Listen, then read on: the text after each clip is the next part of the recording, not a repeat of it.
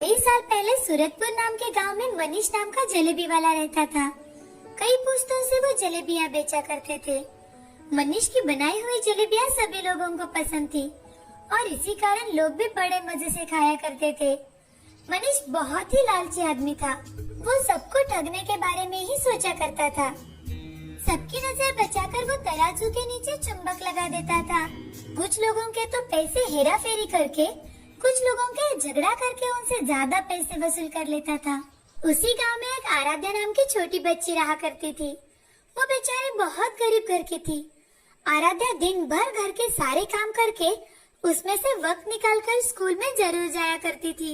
उसका विश्वास था कि पढ़ाई करके उसका भविष्य जरूर अच्छा होगा। उसके स्कूल में एक रघु नाम का एक नटखट लड़का था। वो हमेशा आराध्या को परेशान करता था और उसे हमेशा रुलाता था। एक दिन आराध्या रास्ते से चल के जा रही थी, तभी रघु पीछे से साइकिल पर आया और जानबूझकर आराध्या से टकराया। आराध्या साइकिल का धक्का लगने की वजह से नीचे सड़क पर गिर गई। तभी रघु ने आराध्या से कहा, क्यों रे आराध्या, बड़ी मैडम की तरह रास्ते के बीचों बीच चल रही है। घंटी बजाने पर भी बाजू नहीं हटती हो। तुम क्या बहरी हो? रघु के ऐसे कहते ही आराध्या बहुत चिढ़ जाती है। आराध्या चिढ़कर रघु से, तुमने बेल कहाँ बजाई थी? झूठ मत बोलो। वैसे भी तुम मुझे हमेशा सताते रहते हो। अगर तुमने फिर से ऐसा किया तो मैं हेडमास्टर जी से तुम्हारी शिकायत कर दूंगी। अरे जा जा, तुम्हें जिसको मेरा नाम बताना है बता दो, मुझे कोई फर्क नहीं पड़ता। स्कूल तो मेरे दादाजी ने बनवाया है और तुम्हें पता है मेरे पिताजी कौन है? जाओ तुम हेडमास्टर जी से कंप्लेंट करो। रघु आराध्या को फटकारते हुए वहाँ से चला जाता है। तभी आराध्या चुपचाप घर चली जाती है। एक दिन आराध्या अपनी माँ से, माँ, स्कूल के पास सब लोग कुछ न कुछ खरीद कर खाते हैं। मुझे भी खाने का मन करता है, मगर आपके पास पैसे नहीं है ना, इसीलिए आपसे मांगने के लिए सोचती हूँ। आराध्या की बातें सुन उसकी माँ सुमति आराध्या से, हे भगवान, मेरी गरीबी के कारण मेरी बच्ची मुझसे कुछ मांगने के लिए भी सोचती है। ऐसी परिस्थिति किसी माँ पर ना आए। ये 10 रुपए लो और इससे तुम्हें जो मन में आए वो खा लेना। ऐसा कहकर सुमति आराध्या को 10 रुपए दे देती है और वहाँ से चली जाती है। तभी आराध्या 10 रुपए लेकर बाजार में चली जाती है।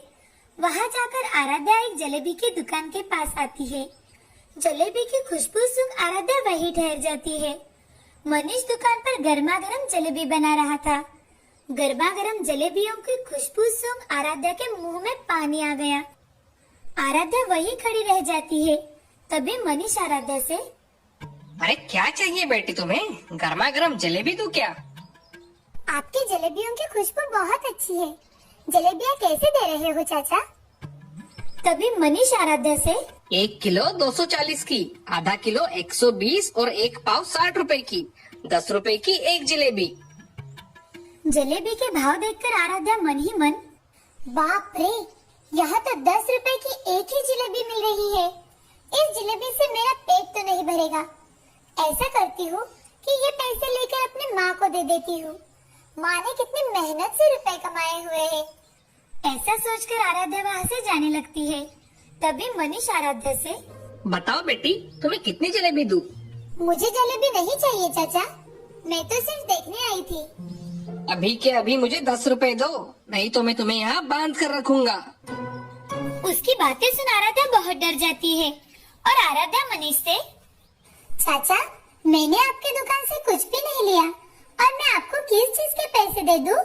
तुम कब से मेरे दुकान के सामने खड़ी होकर जलेबियों की खुशबू ले रही हो और मुझसे ही कह रही हो मेरे जलेबियों की खुशबू लेने के भी पैसे लगते हैं, समझी? मैं कहाँ से दूं चाचा, मैं बहुत गरीब हूँ। अरे मुझे उससे क्या मतलब, मुझे मेरे पैसे चाहिए, वरना तुम यहाँ से नहीं जा सकती। मनीष की बातें सुन आराध्या रोने लगी और मनीष फिर से आराध्या से, अगर पैसे नहीं दे सकती तो यहाँ मेरी जलेबियों की खुशबू सूंघने क्यों आई? चलो निकालो पैसे, मुझे सब पता है तुम गरीबों के नाटक। आराध्या रोने लगती है। तभी उसका दोस्त रघु वहाँ से साइकिल से जा रहा था। वो देखता है कि आराध्या उस दुकान के सामने खड़ी रो रही है। साइकिल एक जगह खड़े करके रघु आराध्या के पास आया और आराध्या से, अरे आराध्या, क्या हुआ? तुम यहाँ ऐसे क्यों रो रही हो? आराध्या ने सारी बातें रघु को बताई। तभी रघु आराध्या से, आराध्या, मनीष जी ने कोई गलत बात नहीं कही। ये तो उनकी जलेबियां है। अगर कोई इसका सुगंध लेगा तो पैसे तो भरने ही पड़ेंगे ना। लाओ, तुम्हारे पैसे मुझे दे दो। आराध्या ने रघु को पैसे दे दिए। बेचारे को कुछ समझ न आने के कारण वो एक ही जगह भूत बनकर खड़ी रह गई। तभी रघु ने वो 10 रुपए के सिक्कों को अपने हाथों के बीचों बीच ले लिया और उन्हें जोर जोर से हिलाने लगा। उन पैसों में से खन खन खन ऐसी आवाजें आने लगी। तब मनीष ने रघु से कहा, मनीष जी, क्या आपको पैसे की आवाज आ रही है? हाँ हाँ, मैं सुन रहा हूँ। मैं कोई बहरा नहीं हूँ। खन खन सिक्कों की आवाज मुझ तक पहुँच रही है। तो आपने पैसों की आवाज तो सुन ली, अब मैंने भी आपको पैसे दे दिए, समझे? क्यों रे बच्चे, ज्यादा नाटक कर रहा है क्या मेरे साथ? कहता है कि पैसों की आवाज सुन लेने से पैसे मिल गए। ज्यादा होशियारी की ना तो तुझे भी दुकान में बांध दूंगा। तभी रघु मनीष से, क्यों? जलेबी के सुगंध के पैसे आप मांग सकते हो, तो मैं क्या आपको पैसों की आवाज भी नहीं सुना सकता? अरे अंकल, तुम्हारा ये नाटक मेरे सामने नहीं चलेगा। जानते हैं मैं कौन हूँ? इस गांव के जमींदार का बेटा हूँ मैं, और ज्यादा होशियारी की ना तो पापा से बोल दूंगा और वो पुलिस से उठवा कर तुम्हें जेल भिजवा देंगे। ऐसा सुनकर मनीष हक्का बक्का रह गया। तभी रघु के साथ आराध्या उसकी साइकिल पर बैठकर चली जाती है। थोड़ी दूर पहुंचने के बाद रघु उसे साइकिल से उतार देता है। तुम तो मुझसे चिढ़ते हो ना, फिर तुमने मेरी सहायता क्यों की? आराध्या, तुम मेरी दोस्त हो और कोई मेरे दोस्त को रुलाएगा तो मुझे बड़ा गुस्सा आ जाता है। मेरे पिछले बर्ताव के लिए मुझे माफ कर देना आराध्या। कोई बात नहीं, तुम मेरे सच्चे दोस्त हो। तुमने मेरी कितनी मदद की है, थैंक यू। वो दुकानदार मेरे दोस्त को कुछ भी बोलता रहता और मैं सुनता रहूं, ऐसा कभी हो सकता है क्या? इसलिए मैंने उसे सबक सिखाया। वो बहुत ही लालची है, उसके दुकान पर कभी मत जाना। हाँ, मैं कभी भी उसके दुकान पर नहीं जाऊंगी। फ्रेंड्स, ऐसा कहकर रघु ने अपना हाथ आगे बढ़ाया। तभी आराध्या ने भी अपना हाथ आगे बढ़ाते हुए, फ्रेंड्स, ऐसा कहकर दोनों ने हैंडशेक कर लिया और उसी दिन से दोनों में गहरी दोस्ती हो गई। रघु के स्वभाव के कारण उसके दुकान पर कोई नहीं आता था। उसकी जलेबियां स्वादिष्ट तो थी, मगर उसके लालच की वजह से उसका धंधा धीरे धीरे चलना बंद हो गया। मनीष का लालच उसका पुरखों का धंधा ले डूबा। इस कहानी से हमें यह सीख मिलती है कि लालच बहुत बुरी बात होती है। लोगों को ठगना नहीं चाहिए। इन सब से हमें हमेशा दूर रहना चाहिए। लालच बुरी बला होती है।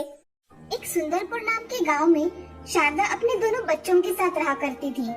शारदा का पति गुजर जाने के बाद शारदा ने अपने बच्चों की अच्छी तरह से देखभाल की थी। शारदा का बड़ा बेटा संजय शहर में नौकरी किया करता था। वो हर महीने पैसे अपनी माँ और बहन को भेजा करता था। रमा कॉलेज में पढ़ा करती थी। वो बहुत होशियार थी। एक दिन संजय एक लड़की को अपनी माँ से मिलवाने के लिए गाँव लेकर आया। माँ, तुम कहाँ हो? अरे संजय, अचानक कैसे आना हुआ? और ये तुम्हारे साथ लड़की कौन है बेटा? माँ, ये सरला है। मैं और सरला एक ही ऑफिस में काम करते हैं। एक दूसरे को हम बहुत पसंद करते हैं माँ, इसलिए हम जल्द ही शादी करना चाहते हैं। ये तो बहुत अच्छी बात है बेटे, मुझे ये शादी मंजूर है। ऐसा कहकर संजय और सरला ने शारदा का आशीर्वाद लिया। तभी शारदा सभी के लिए खाना बनाती है और सभी खाना खाने बैठ जाते हैं। तभी सरला संजय से, संजय, ये क्या खाना है? हमारे घरों में कितना अच्छा खाना होता है। गाँव में ऐसा ही खाना बनता है सरला। मुझे तो ऐसा खाना गले के नीचे ही नहीं उतर रहा। तुम खाओ, मैं तुम्हारा बाहर इंतजार कर रही हूँ। ऐसा कहकर सरला वहाँ से चली जाती है। संजय भी थोड़ा बहुत खाकर वहाँ से बाहर निकल जाता है। सरला और संजय उसी दिन शहर के लिए निकल जाते हैं। कुछ ही दिनों में सरला और संजय शादी कर लेते हैं। उनकी शादी में उसकी माँ और बहन भी शामिल होते हैं, मगर सरला को वो गरीब होने के कारण पसंद नहीं आते। थोड़े दिनों बाद शारदा अपनी बेटी रमा के साथ अपने गांव चली आती है। गांव जाते ही शारदा काम करने लग जाती है। तभी गांव का एक आदमी शारदा से, अरे शारदा बहन, अब तो तुम्हारे बेटे की शादी भी हो गई है। बेटा और बहू दोनों भी कमाते हैं, फिर तुम्हें काम करने की क्या जरूरत है? भाई साहब, जब तक मेरी बेटी की शादी नहीं हो जाती तब तक मैं अपनी जिम्मेदारियों से मुक्त नहीं हो सकूंगी। हाँ बहन, हमारी जिम्मेदारियाँ कभी भी खत्म नहीं होती। ऐसा कहकर हरिया वहाँ से चला जाता है। अब शारदा लोगों के यहाँ मजदूरी करके कुछ पैसे रमा की शादी के लिए जमा कर रही थी। ऐसे में ही एक दिन शारदा को बहुत तेज बुखार आता है। शारदा का बुखार इतना होता है कि उसे अस्पताल में भर्ती करवाना पड़ता है। अस्पताल में भर्ती करवाने की वजह से अस्पताल का बिल बहुत आया। ये देख रमा बहुत चिंता में पड़ जाती है। तभी रमा संजय को फोन करती है तो सरला फोन उठाती है। हेलो भैया, मैं रमा बोल रही हूँ। मैं सरला बोल रही हूँ रमा। कहो, कैसे फोन किया था? भाभी, माँ को बहुत तेज बुखार है, उन्हें अस्पताल में भर्ती करवाया है। अगर आप भैया को बताएगी तो वो मेरी कुछ मदद कर देंगे। यहाँ तुम्हें क्या धर्मशाला दिखाई दे रही है क्या? जब चाहा तब फोन करके पैसे मांग रही हो। मेरा ऐसा कहने का मतलब नहीं था भाभी। मुझे सब पता है तुम्हारे कहने का क्या मतलब है। आइंदा से यहाँ फोन मत करना। ठीक है भाभी। ऐसा कहकर सरला फोन रख देती है और रमा को मन ही मन बहुत कोसती है। इधर रमा अपने माँ का इलाज उसके जमा किए हुए पैसों से करती है। अब कुछ दिनों बाद शारदा ठीक होकर घर वापस आ जाती है। तब उन दोनों के पास थोड़े पैसे थे। उसमें से रमा ने घर का थोड़ा सामान लाया और खाना बनाने लगी। तभी रमा खुद ही मन में, अब माँ ने और काम किया तो माँ और बीमार पड़ सकती है। अब मुझे ही कुछ न कुछ काम करना पड़ेगा। ऐसा सोचकर रमा कुछ करने का सोचती है। तभी उसकी सहेली शमा वहाँ आ जाती है। शमा रमा से, रमा, इतना क्या सोच रही हो कि मैं घर में आई और तुम्हें पता भी नहीं चला? मुझे कुछ काम करना है शमा। माँ से अब काम नहीं होगा और मैं उन्हें कुछ करने भी नहीं दूंगी। रमा, तुम रोटियां कितनी अच्छी बनाती हो, क्यों ना तुम रोटियां बनाकर बेचो? हाँ शमा, तुम सच कह रही हो। मैं रोटियां बनाकर बेचूंगी तो मुझे अच्छे दाम मिलेंगे। रमा अगले दिन बाजार में गर्मा गर्म रोटी बनाकर बेचने लगती है। कुछ लोग रोटियों की खुशबू सूंघ वहाँ आते हैं। तभी रमा लोगों से, आओ आओ, गर्मा गर्म रोटी ले लो, गरम और ताजी रोटी ले लो।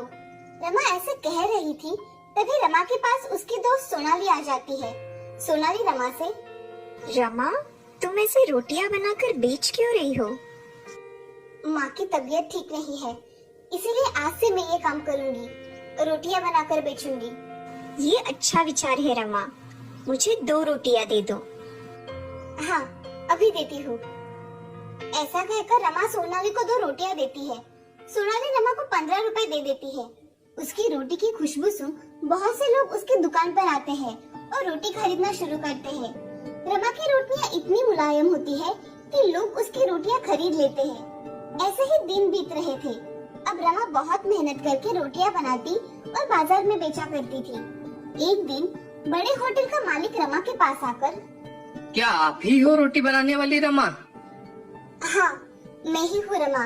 कहिए, क्या काम था? जी, मेरा होटल है, मैं आपको रोटियों की ऑर्डर देने आया हूँ। क्या आप मेरा ऑर्डर पूरा करके देगी? कितनी रोटियां चाहिए आपको हर रोज के लिए? मुझे 100 रोटियां सुबह और 100 रोटियां शाम को चाहिए। क्या आप ये ऑर्डर दे पाएंगी? हाँ, मैं सुबह और शाम रोटियां आपको पहुंचा दूंगी। आप मुझे आपका होटल का पता दे दीजिए। ये लीजिए मेरा कार्ड, कल से आप रोटियां लेकर आना।